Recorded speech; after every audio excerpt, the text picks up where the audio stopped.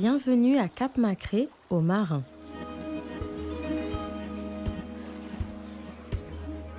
Donc Cap-Macré, pour nous, c'est une plage qui représente un fort patrimoine naturel parce que c'est un peu le profil de plage qu'on avait avant en Martinique avec la faune et la flore, donc la végétation derrière qui est bien développée avec des espèces qu'on avait avant sur toutes nos plages.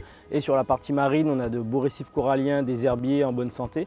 Et elle est assez isolée, donc elle est un peu épargnée des pressions qu'on a d'habitude sur les plages de Martinique, comme tourisme de masse, pollution, crème solaire. Par contre, on a d'autres pressions, feu au sol, braconnage, camping, déforestation, élagage sauvage. Et c'est des pressions qui sont isolées, mais qu'on a du mal à réguler parce que voilà, Cap-Macré, c'est loin.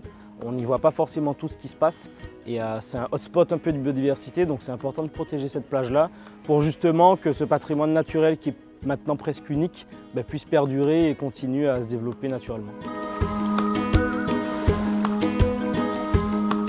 Donc ce matin, ils ont pu découvrir le premier site, donc le site de Cap-Macré, où il y a eu une rencontre avec M. Clément Bouvier du B1GM, donc il a pu expliquer des notions scientifiques liées à la mer. Donc M. Bouvier étant océanographe, nous a expliqué les mouvements de sable, l'énergie des vagues justement qui déplacent le sable sur différentes parties, comment ça se passe en fait.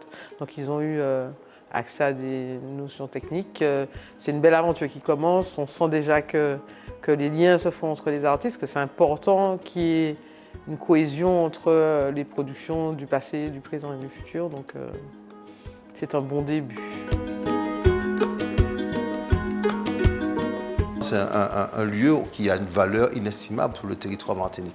Donc je pense que la présence de ces artistes dans le coin va peut-être nous orienter, donner des choses qu'on n'a pas vues, mais sur le plan artistique, ils vont pouvoir transformer le lieu pour qu'on soit un peu beaucoup plus dans l'ère de l'avenir, puisque c'est des gens qui sont là pour rêver, pour nous faire rêver. Les problématiques, c'est essentiellement sargasses et puis les traits de côte qui n'arrêtent pas de diminuer. C'est ce qui est connu de partout. Pour l'instant, on a privilégié le littoral habité et Macré, ce n'est pas un littoral habité. Ce qui veut dire que nous ne sommes pas prioritaires. Mais sur l'écosystème, sur la nature, c'est une catastrophe. La mangrove est détruite, etc. Et ça commence à faire souffrir. Il y a des milliers de poissons morts.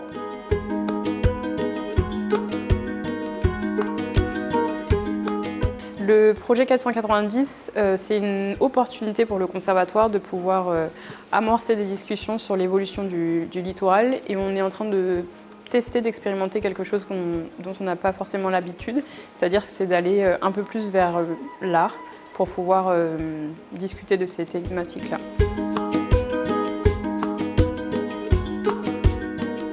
Je pense que la conscience collective, ça serait même plus la solution à tout ça. Maintenant, la seule chose pour moi qui pourrait rétablir la sérénité sur cette plage, en fait, ça serait la disparition de l'homme de cette plage. Ça serait que la nature soit seule à reprendre vie.